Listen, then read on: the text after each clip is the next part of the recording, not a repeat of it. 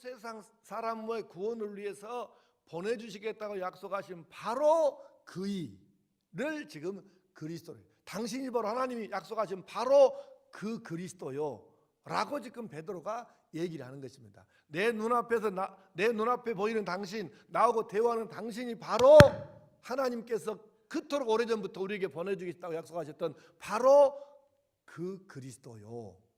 이게 지금 주는 그리스도시오라는 말의 의미입니다. 그 다음에 주는 그리스도시오, 살아계신 하나님의 아들이라고 하죠.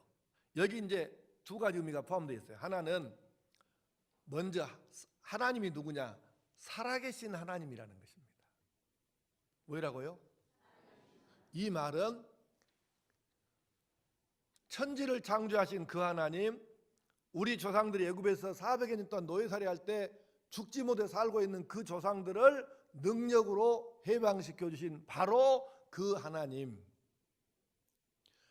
다윗 왕에게 약속하시고 영원한 왕권을 주겠다고 하신 바로 그 하나님, 그리고 그 하나님이 지금 내가 믿는 하나님, 그러니까 계속 지금 살아계시잖아요. 그래서 시대를 초월해서 영원부터 영원까지 홀로 참신이시고 살아 역사하시는 바로 그 하나님이라는 뜻입니다. 이게. 네.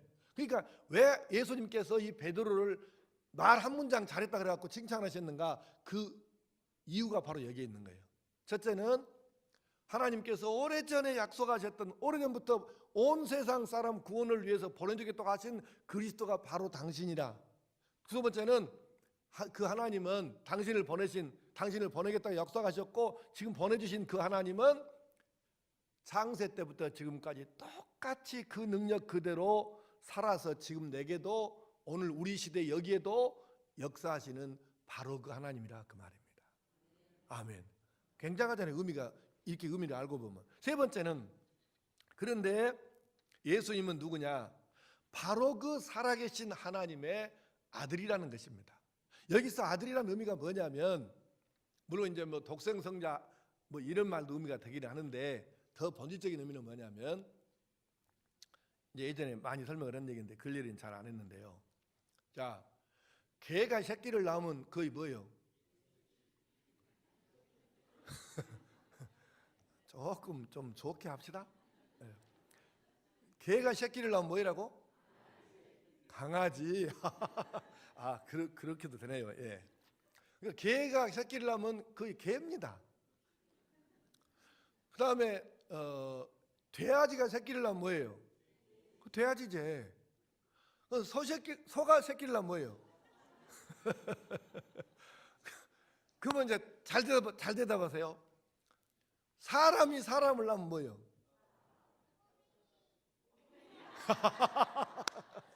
꼬맹이.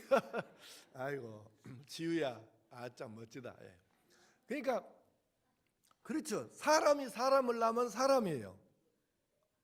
짐승이 짐승을 낳으면 짐승이죠. 그러면 하나님의 아들은 뭐예요? 다시 묻습니다. 사람이 사람을 낳으면 사람이야. 하나님의 아들은 그 얘기예요.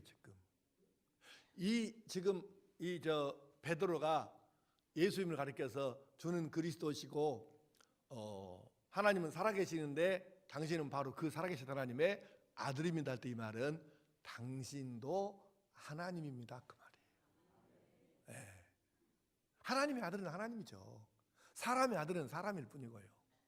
그러니까는 저는 이제 예수님 말씀을 믿어요. 왜 믿냐면 17절에 예수께서 대답하여 이르시되 바요나 시몬아 네가 복이 있도다. 이를 내게 알게 한 이는 혈육이 아니요 하늘에 계신 내 아버지시니라.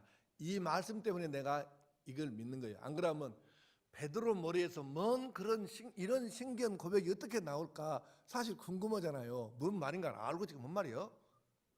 여러분 사람들이 막 이렇게 얘기를 하는데요. 말한 다음에 그 사람한테 그거 한 단어를 한번 몇 개씩을 골라갖고 방금 당신이 이 말을 했는데 그 단어 뜻이 뭐인가 설명 한번 해봐. 이러면 여러분도 지금 말한 말 중에 말 끝난 다음에 말한 말 중에서 단어 한 두세 개 끄집어갖고 요거 단어 설명 한번 해봐. 뭔 뜻이지? 그러면 설명 못할 사람이 거의 답니다. 그러니까 내가 이 목사님들 세미나인데 강의할 때 이 말을 요새는 아주 강조해서 하거든요. 자기가 설교한 것이 뭔 말인지를 알고 해? 에? 내가 그렇게 얘기한다고요. 설교들을 막 이렇게 하잖아요. 별 생각 없이 막 이런저런 단어들을 막 썼었는데 그 단어 개념이나 정확하게 알고 지금 하는 거예요. 단어를 쓰냐고. 그래서 지난번에 장신대 가서 강의할 때도 그렇게 얘기를 한 거예요. 여러분 대부분 지금 이제 대학원은 목사님들이 많으니까 목사님들에다가 근데 여러분 설교할 때 그 쓰는 단어들이 교인들이 뭔 말인가 이해할까요? 여러분은 그 단어들 물어보면 정확한 개념 설명할 수 있어요? 이렇게 얘기를 하니까 얼굴색들이 변하더라고요. 근데 내가 이 구절 17절이 아니면 나는 베드로가 뭔 말인가 알고 이 말을 했을까? 방금 내가 설명한 그 뜻을 제대로 알고 그 뜻으로 고백을 했겠냐 그 말이에요. 나는 이 17절이 아니었으면 뭔 말인가 모르고 베드로가 했을 수도 있겠다 그 생각을 해요. 그런데 그렇게 내가 생각할 수 없는 이유가 뭐냐면 17절에 이것을 너에게 알게 하니는 혈육이 아니고 하늘에 계신 내 아버지 하나님이시다 그 말이에요. 하나님이 성령을 통해서 베드로의 마음에 감동을 주시니까 이게 지혜가 생겨갖고 이렇게 바른 대답을 정답을 딱딱 얘기를 해버렸다 그 말입니다. 이해됐습니까? 그러니까 여러분이 내가 설교할 때 은혜가 되면 와, 나 지금 오늘 너무 은혜가 된다 그럴 때가 있으면 우리 정우겸 목사가 머리가 좋아갖고 연구해서 이렇게 설교를 잘하는구나 이렇게 생각하면 안 됩니다. 제 양반 머리는 원래 별것이 없는데 하나님께서 또 은혜를 베풀어 성령이 도와주셔서 지혜를 주셔서 이렇게 말씀을 하시구나 이렇게 이해를 해야지 제 양반이 이렇게 하면 안 된다 그 말이에요. 여러분도 마찬가지고 뭔 말인가 이해됐어요? 그러니까 성령께서 지혜를 주셔가지고 이런 기가 막힌 얘기를 솔직히 베드로 학력 갖고 어떻게 이렇게 기가 막힌 얘기를 깨달아서 얼른 얘기를 하겠습니까? 묻자마자 바로 대답을 하는데 이렇게 멋지게 어떻게 대답을 하냐고. 근데 성령이 감동하셔서 하늘이신 아버지께서 베드로에게 신령한 지혜를 주시니까 이렇게 기가 막힌 대답을 해버렸다 그 말입니다.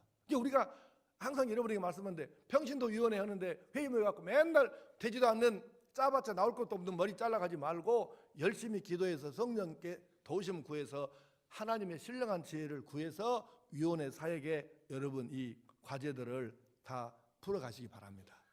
네, 성령이 도와주셔야 돼요. 베드로 그러니까 멋지게 지금 해나가지 않습니까? 그래서 이렇게 멋진 신앙 고백을 하니까 그래서 교회는 베드로가 고백한 이 신앙을 가진 사람들의 모임이 교회입니다. 아멘.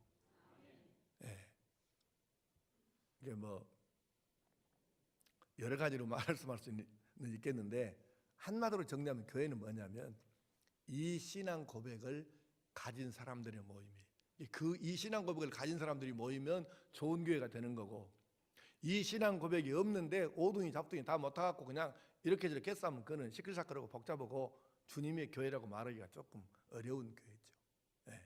그러면 이제 오늘 이 부분에 대해서 결론을 짧게 두 가지로 정리해 봅시다. 우선 하나는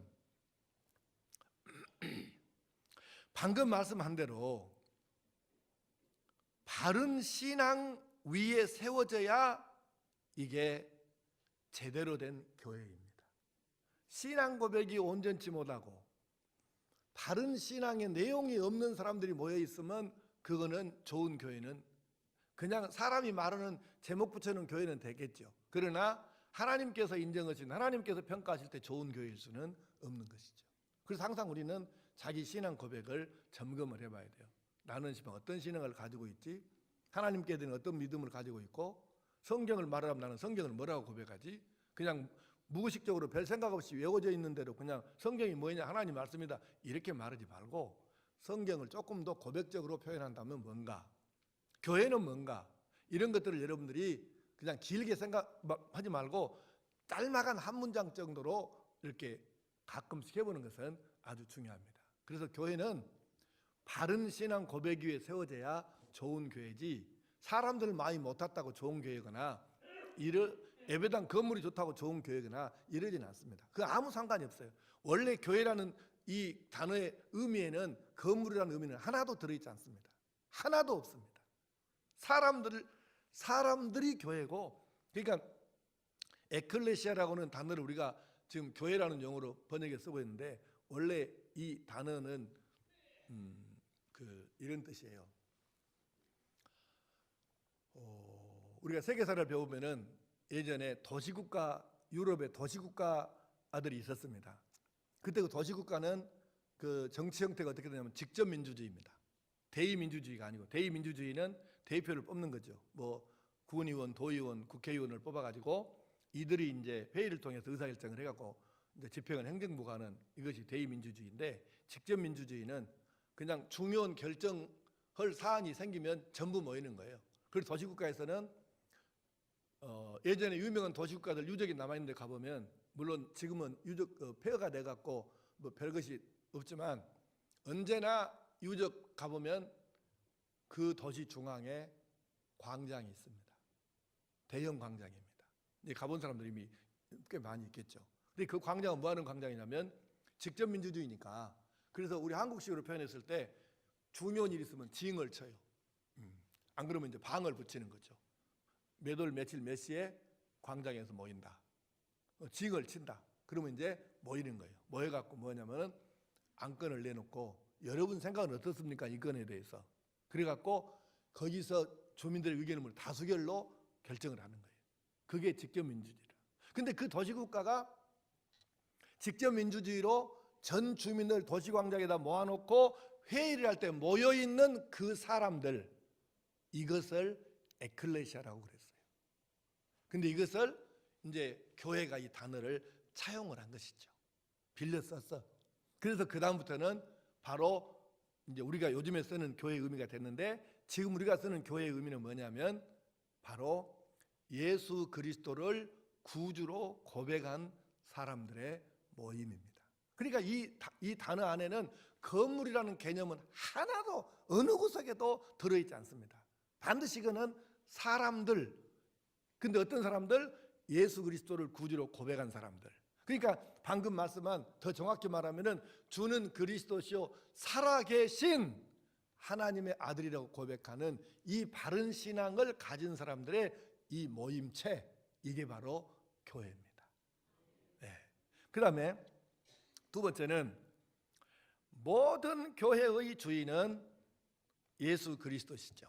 주께서 뭐라고 말씀하시냐면은 18절에 내가 이 반석, 다시 말하면은 이 바위덩어리 같은 바른 믿음 위에다가 누구 교회를 세우겠다?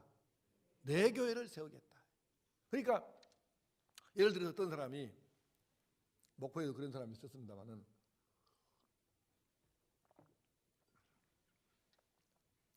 어떤 사람이 교회 예배당을 건축할 때 한 사람이 헌금을 많이 해버리는 경우가 있어요. 그 이리에 가면은 지금 익산이로 바꿔졌나요? 그 신광교회라고,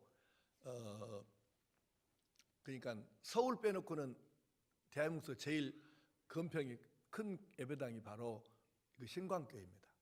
근데 그 신광교회 장덕순 목사님이 옛날 내가 총회 이제 출입하던 시절에 같이 총회 재판국을 했는데, 그 양반 예배당을 건축을 이제 하더라고요. 나는 이제 앞으로 건축할 사람이 그 당시에. 서로 대화를 나누는데 참 사람이 신사더라고. 멋지고 깨끗해요. 군더더기가 없어요.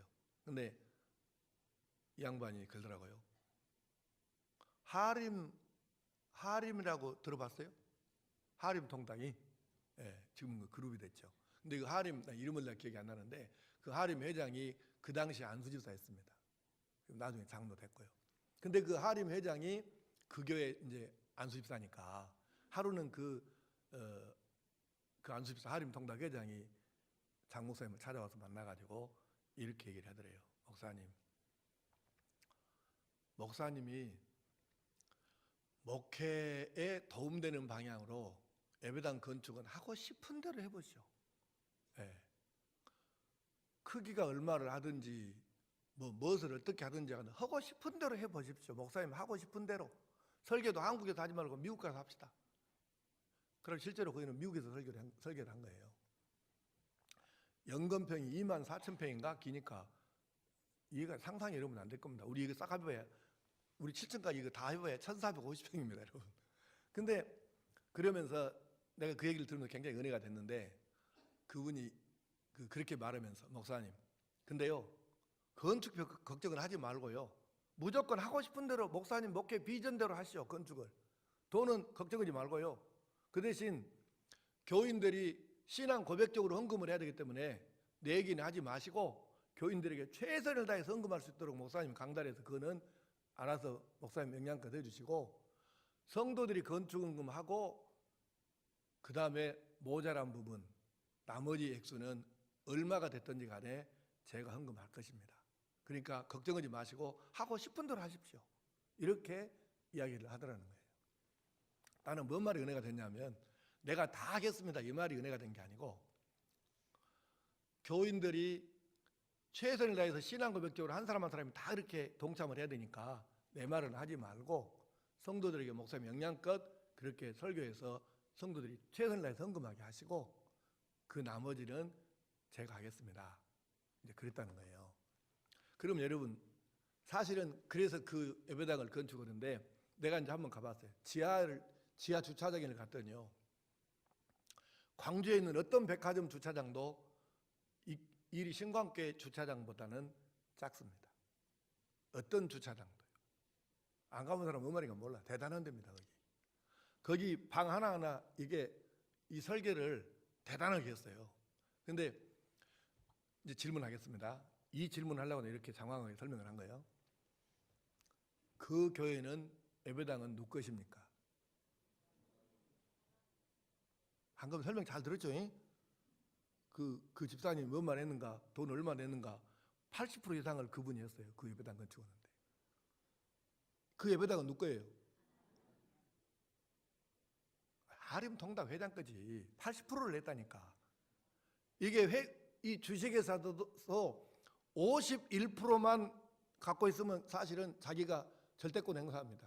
주식회사 51%만 주식을 갖고 있으면 80%를 했다니까 헌금을. 자, 그 교회가 예배당이 누구 거라고? 그러니까 100%를 해도 그거는 말씀하시기를 내가 이 반석 위에 누구의 교회를 세우리니 주님의 교회를 세우는 것이죠. 그러니까 하림통닭 회장이 100%를 헌금을 내서 예배당을 지어도 하림통닭 회장의 것이 아니고 주님의 교회죠. 그래서 그러고 보면 이 땅에 주님의 교회가 아닌 교회가 하나도 있어요, 없어요? 없죠. 다 주님의 교회죠. 근데 교회 이름을 주님의 교회라고 지은 데가 있어요. 네 것만 주님의 교회냐? 우리도 주님의 교회다. 그렇게 말할 수 있죠. 하여간 그래서 주님의 교회는 이 땅의 모든 제대로 된 교회라면 그건 다 주님의 교회입니다. 이단이나 뭐 아주 잘못된 사람들이 모여서 맹근 교회나 이런 것이야 주님의 교회가 아닐 수도 있겠죠. 그러나 제대로 된 교회라면 단 한 개도 주님의 교회가 아닌 교회가 어디가 있겠습니까? 그런데 우리는 이렇게 말하면 다들 목사님 그건 그렇게 길게 설명하지 마세요. 시간 아깝습니다. 그건 다 우리 알아요 이미. 이렇게 생각을 여러분이 할 수도 있어. 근데 기억하십시오. 그러고로 끝나면 절대로 안 됩니다. 여러분이 진짜 이 교회가 주님의 교회라고 믿고 정말로 주님의 교회로 알고 그렇게 산다면 꼭 해야 할 것이 있습니다. 그게 뭘까요? 담임 목사도 나는 또 몰랐더니 담임 목사라고 하면 또 안 된다 가네. 그동안에 우리는 당회장 하다가 나는 너무 권위적인 것 같아갖고 나는 그냥 담임 목사 이렇게 주보에다가 내놓고 그랬는데 총회가 한 10년 안 가버렸더니 총회가 또 결의를 했다가요. 송장도 나한테 총회 갔다고 얘기를 안 해주시더만은 뭔 결의를 했냐면 우리 교단은 목사가 임신 목사가 담임 목사가 되고 담임 목사는 위임 목사가 되니까 이제는 담임 목사 이렇게 해놓으면 임시 목사라 이 뜻이니까 결국은 위임 목사라고 해야 된다 뭐 이런다가요? 나 이번에 처음 들었어요. 그래서 거의 총회 결의사항이냐, 진짜 결의사항이라가요? 내가 그래? 그래서 지금 내가 헷갈리고 있어요. 주보에다가 위임 목사라고 써야 될지 안 써야 될지를. 예. 총회 그렇게 결의를 했다고 한 게 내가 총회를 안 갔더니 몰랐어요. 네. 뭔 얘기하다 이게 나왔죠? 응?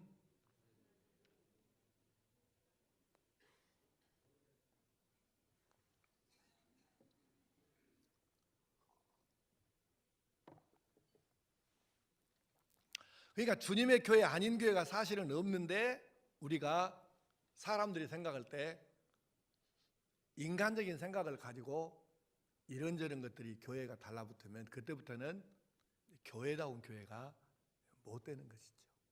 그래서 아무리 우리가 가령 뭐 저도 목사입니다마는 목사이고 뭐 교회에서 누가 어쩌고 저쩌고 이렇게 말을 해도 결국은 꼭 기억을 해야 됩니다.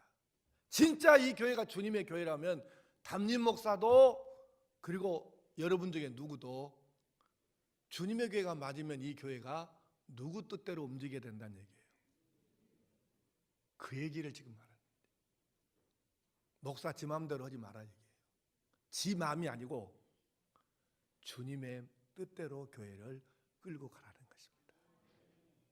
그가 누구이든 목사든 뭐 위임 목사든 담임 목사 그게 뭐 중요한 게 아니고 일단 누구든 간에 이 교회가 진짜 입에 붙은 헛소리가 아니고 진짜 마음으로부터 자기가 이 교회가 주님의 교회라고 믿는다면 누구든 쓸데없는 고집 내지 말고 담임 목사, 위임 목사인가 담임 목사 그 목사부터 전부 다 주님의 뜻대로 이 교회를 끌고 가거라.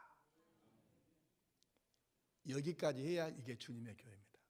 말로만 주님의 교회라고 이론적으로 고백하고 실제로는 맨날 사람들 머리, 사람들 생각, 사람 고집 이대로 교회를 운영한다 그러면 어떻게 그게 주님의 교회입니까?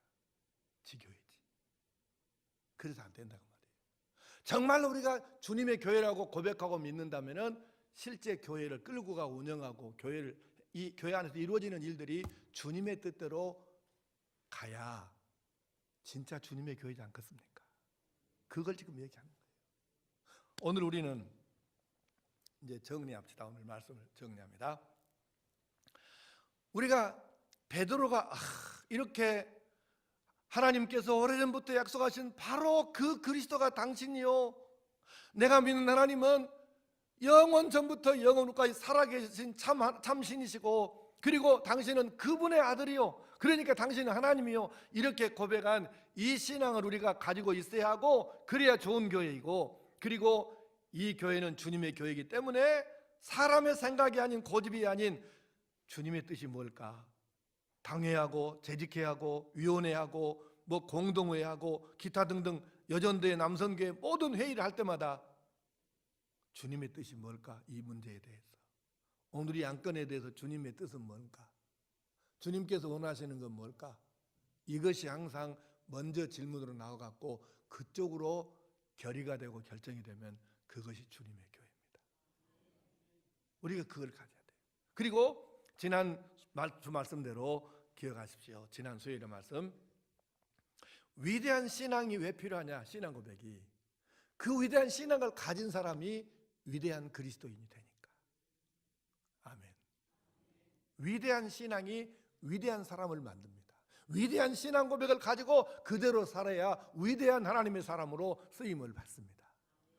꼭 위대한 신앙 제대로 된 이 신앙을 가져서 우리 모두가 위대한 하나님의 사람으로 이 신앙 그대로 이루며 살아갈 수 있기를 축원합니다.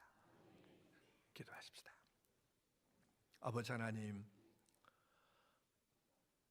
주는 그리스도시요 살아계신 하나님의 아들이십니다 하는 이 위대한 신앙,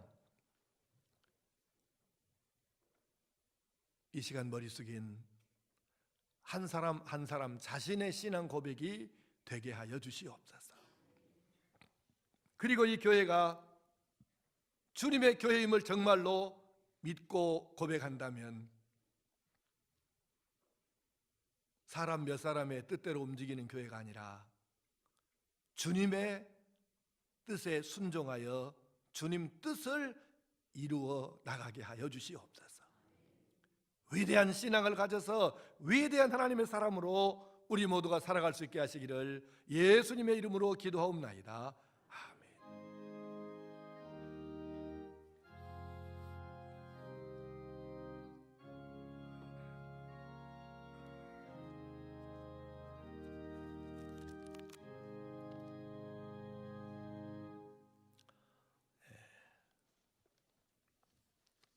찬송가 542장 합창하겠습니다.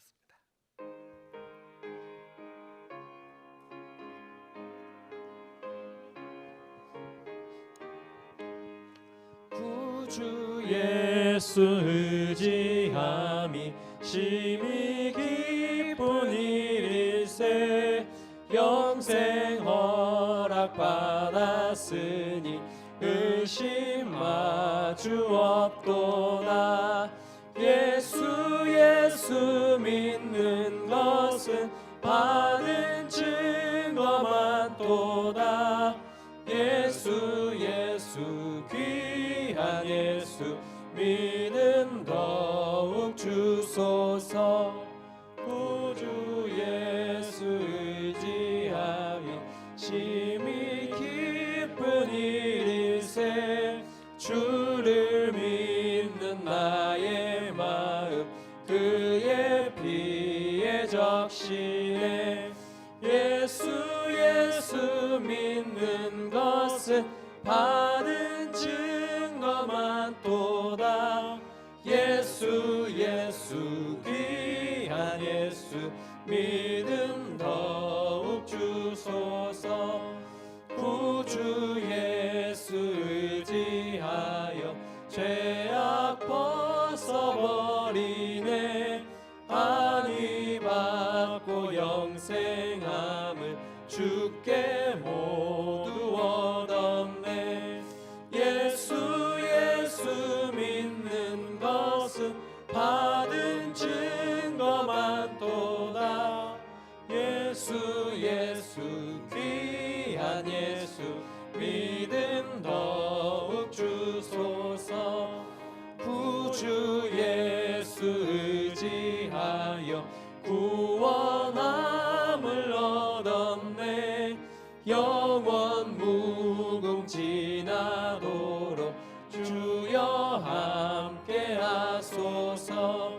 예수 믿는 것은 받은 증거만 도다. 예수 귀한 예수 믿음 더욱 주소서. 아멘.